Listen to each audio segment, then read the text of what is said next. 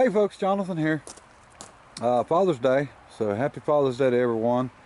And I don't think I could get any better of a Father's Day gift than to be able to work on this thing today. The problem is, I don't think there's going to be much work to do.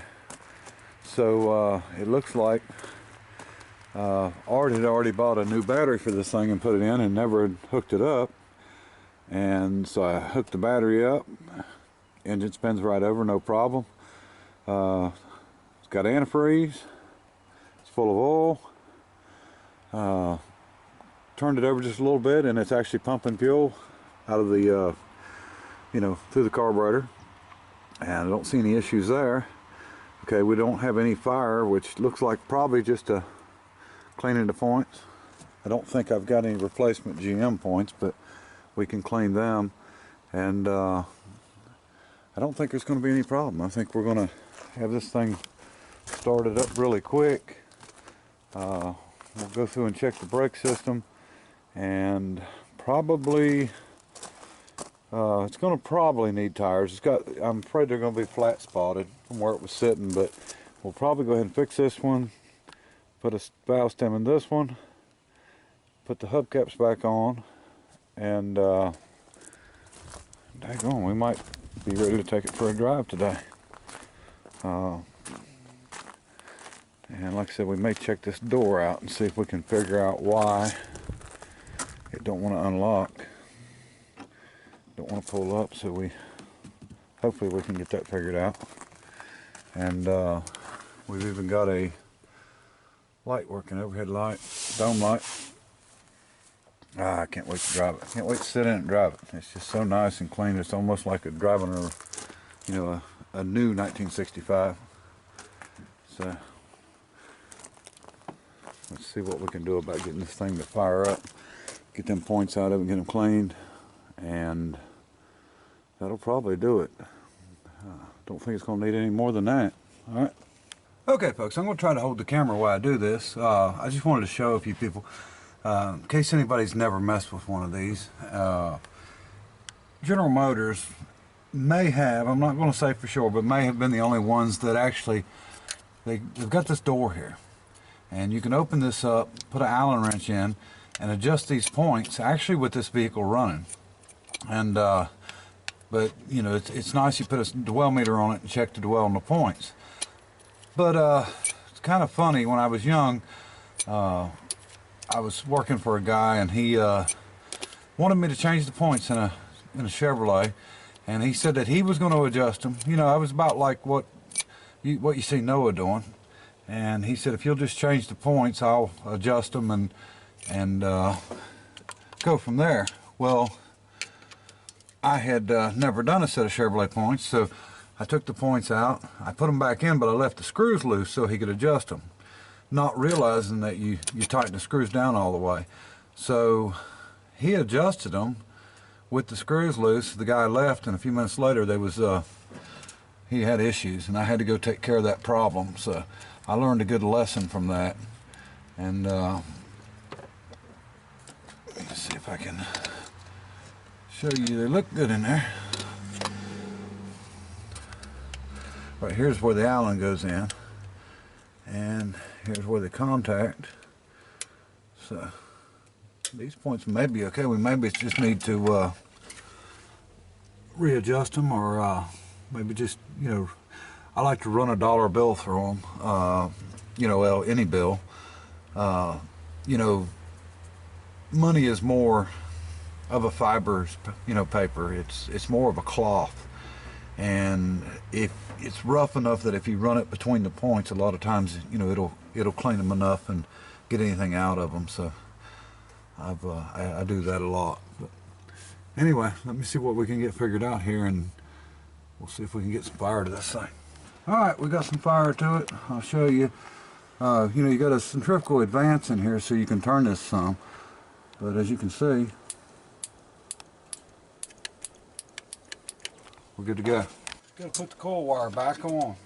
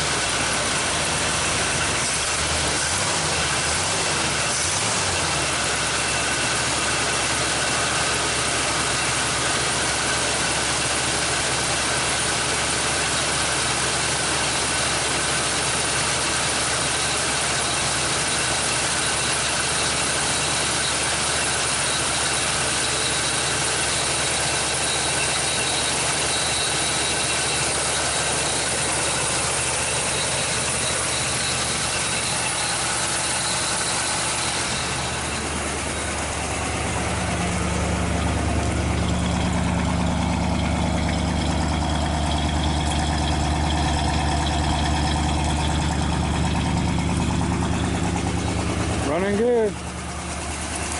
Little exhaust leak.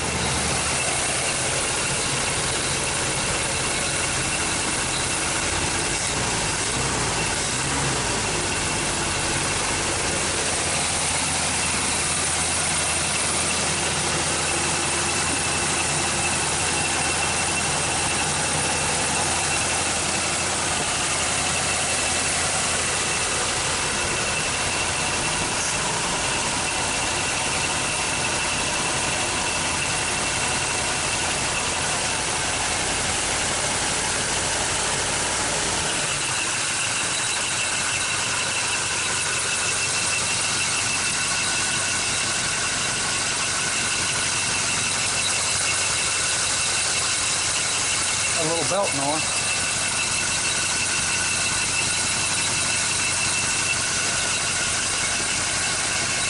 This runs good though. Runs really good.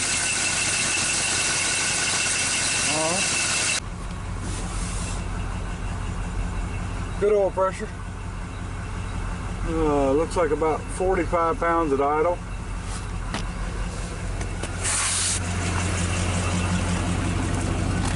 Blew a little bit of rust out the exhaust.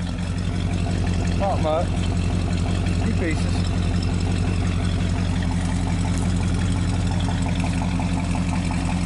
Running good. Running real good. See, I'm betting it's going to be low on transmission fluid. Art had some pans under it to catch anything that leaked over the years. And of course, it leaked some, but see what happened. Yeah. Definitely gonna need some transmission fluid to move.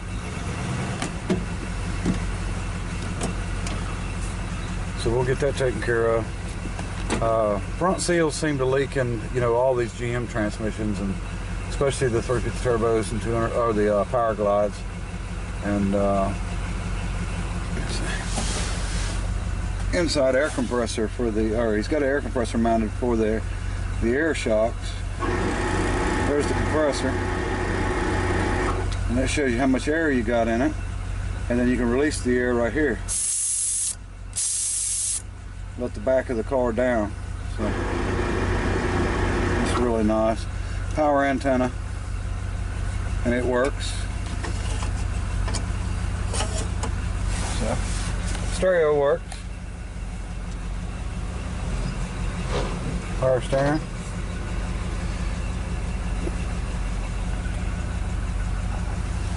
Water temperature's going up a little bit.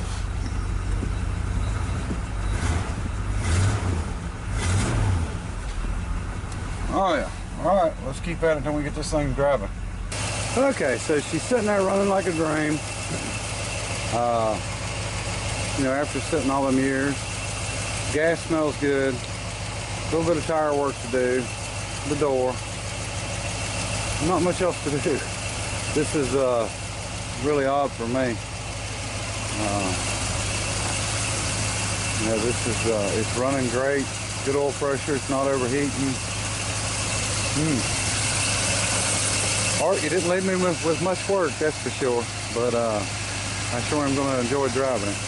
I'm going to ask Art if he put any fuel stabilizer in this thing, because after sitting, 8 years without being started, that gas smelled great. So, well, I don't know if any gas smells great, but it wasn't old gas. And so we're going to find out if that's it, or if it's possibly because this one was stored in a climate controlled, if the environment kept the fuel from changing. Now we still got to wash it. It's still dusty as can be. So I think we'll do a first drive video with this same video.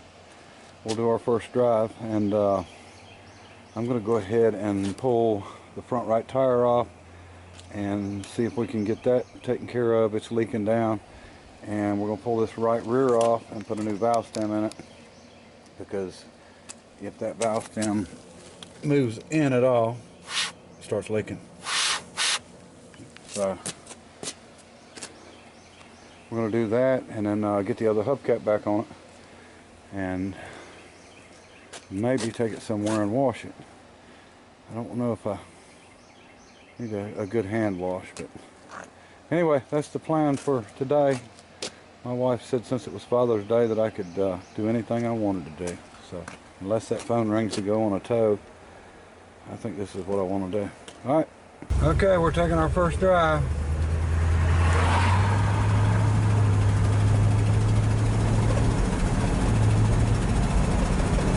Got a little exhaust leak, and I can feel the tires shaking, which I knew they were going to do. Yeah, they're shaking pretty bad. Not as bad as the 50 Chevrolet sedan.